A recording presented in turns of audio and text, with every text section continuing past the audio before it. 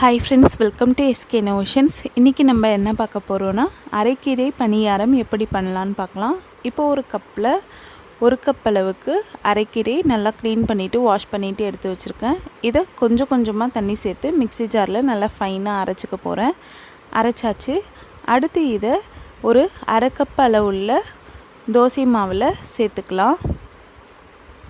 இத சேர்த்துட்டு நல்லா இப்ப கலந்து விட்டுக்கலாம்.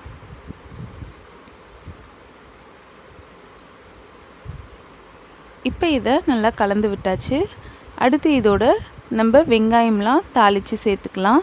இப்போ ஒரு கடாயில் 3 ஸ்பூன் அளவுக்கு எண்ணெய் விட்டுருக்கேன். அதில் கொஞ்சமாக கடுகு சேர்த்துக்கலாம். கடுகு நல்லா வெடிஞ்சிட்ட பிறகு 2 ஸ்பூன் அளவுக்கு கடலைப்பருப்பு, 2 ஸ்பூன் அளவுக்கு உளுத்தம்பருப்பு சேர்த்துக்கலாம். இந்த பருப்பு பொன்னிறமாக ஆகிற வரைக்கும் அப்படியே நல்லா இருக்கட்டும். பருப்பு பொன்னிறமாக ஆகிட்ட பிறகு 2 பச்சை மிளகாய், 2 மீடியம் சைஸ் வெங்காயம் பொடி பொடியாக கட் பண்ணி சேர்த்து நல்லா வதக்கி விட்டுக்கலாம். இந்த வெங்காயம் பார்த்திங்கன்னா 1 நிமிஷத்துக்கு ஹை ஃப்ளேமில் வச்சு வதக்கி விட்டுக்கிறேன். இது கூட நீங்கள் இஞ்சி, கருவேப்பிள்ளை, கொத்தமல்லி இதெல்லாம் சேர்க்க வேண்டாம். ஏன்னா கீரையோட ஃப்ளேவருக்கு இதெல்லாம் சேர்த்தா அந்தளவு நல்லா இருக்காது. அடுத்து இதோட கொஞ்சமாக உப்பு சேர்த்து நல்லா கலந்து விட்டுக்கிறேன்.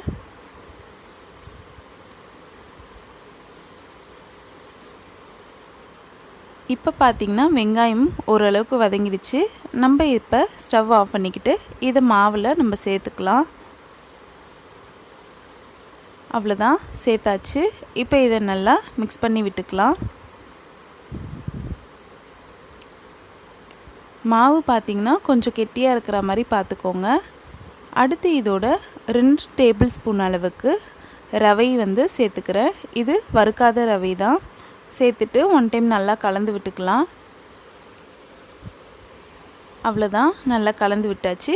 இப்போ இதை நம்ம பனியார சட்டியில் ஊற்றிக்கலாம். பனியார சட்டி நல்லா காஞ்சிட்ட பிறகு கொஞ்சமாக எண்ணெய் விட்டுருக்கேன். அதில் இந்த மாவை கொஞ்சம் கொஞ்சமாக விட்டுக்கலாம்.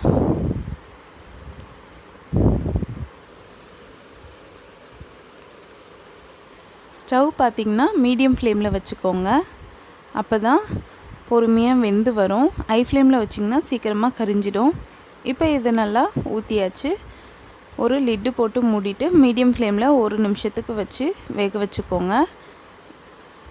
இப்போ பார்த்திங்கன்னா 1 நிமிஷம் ஆகிடுச்சு. நம்ம இதை ஓப்பன் பண்ணிக்கலாம். இப்போ இந்த பனியாரத்தை எல்லாமே திருப்பி விட்டுக்கலாம்.